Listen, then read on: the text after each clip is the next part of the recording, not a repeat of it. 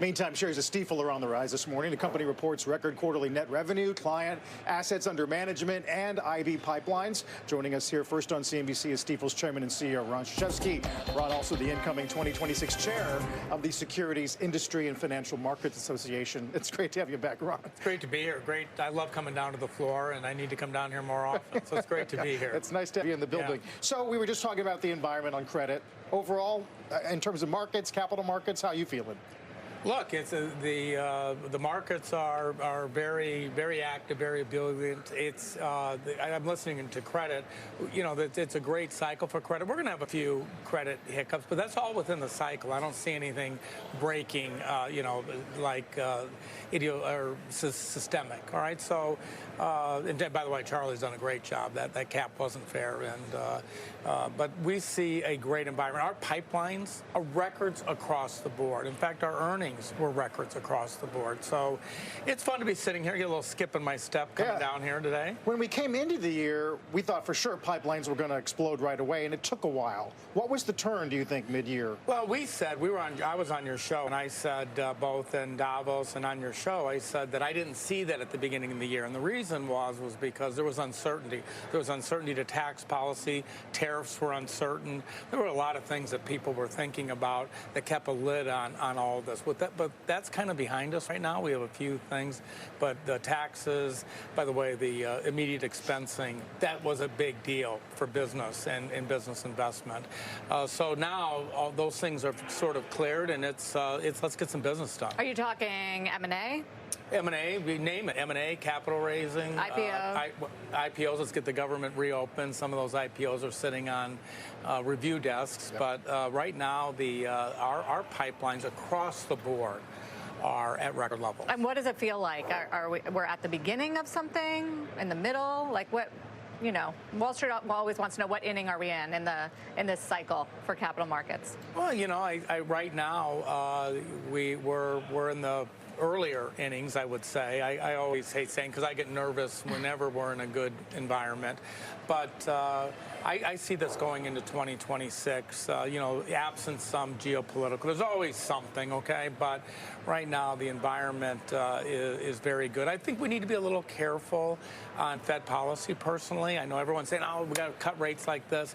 I will tell you, there's a lot of money searching for things to do. A lot of liquidity in the system.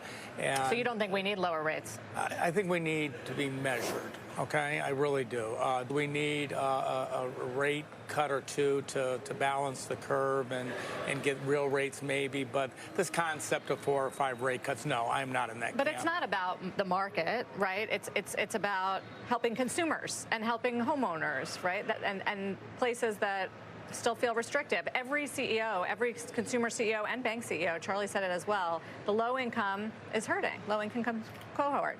Well, I would say, but look at the market this year, and the one thing that strikes me as absolutely maybe not a vote of confidence in currency and the dollar and fiat currency is gold. All right, and even though gold's pulled back here a little bit, it is very rare that equity markets rally, and gold is up 55%, silver is up. Those signals tell you this. So I'll tell you what's worse than not having lower interest rates for the average consumer, and that's a reignition of inflation. That's worse. That is an insidious tax. You do this great piece in Barron's. We were just talking about it. It's called "For Too Many Young People, Investing is Like Gambling. It's a Warning Sign." And you say things look great, but you are thinking about how young people are viewing, I guess, equities? Well, no, investing in total. Well, we just did a survey at SIFMA, and I wrote an op-ed because my takeaway from the survey was there's a clear generational divide between, older investors, they want performance. They're not as in tune to their app. Younger investors actually said performance doesn't matter. I was stunned by that.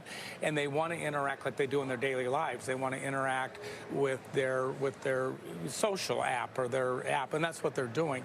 But when we start putting prediction markets next to investing and then blending them as if they're the same thing, we are not educating people. And I say all the time, when young people say, what can you tell me? I say 2 words, 3 words.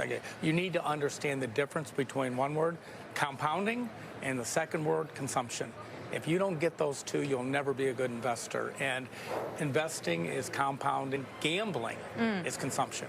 Got it. What about AI and the introduction of AI in financial advice and wealth management? Are you implementing it? How do you think it changes things? We are implementing it. We view it as a tool. We view it as a very powerful tool. I got in the business in the early 80s. We had a powerful tool then called an IBM computer. No one had it. I put a floppy disk in. I was the brightest guy in the street because I could turn on a computer in 80. That changed everything.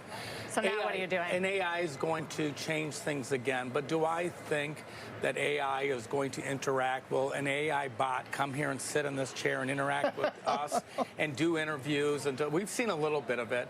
But I believe that humans with AI are going to be much better at servicing clients, as long as we don't get them gambling too much, all right? It is interesting. And I would imagine that the impact on AI is probably more intense for entry-level workers than experienced workers. Would you go along with that? Yeah, and in fact, one of my concerns is that if I'm really being, completely straightforward and honest about it, what it does for our business, I can't speak for every business, but it really will almost take our workforce needed at the entry level and significantly decrease. And that's productivity on one hand, but what I worry about, we're an apprentice business. And how are we going to train our people if, my next managing director is not going to be an AI agent? It's going to be a young kid coming out of college. So we need to be careful not to just say, oh, we don't need any of these entry-level jobs. We'll just use AI, because when I retire, I need someone who knows how to do things. Yeah. Speaking of pipelines, Ron, it's good to see you. Always great. Come down more here. often. I will do that. Thanks for having me, okay? Great quarter. You're welcome. Markets are fun right now. That's what I'll say.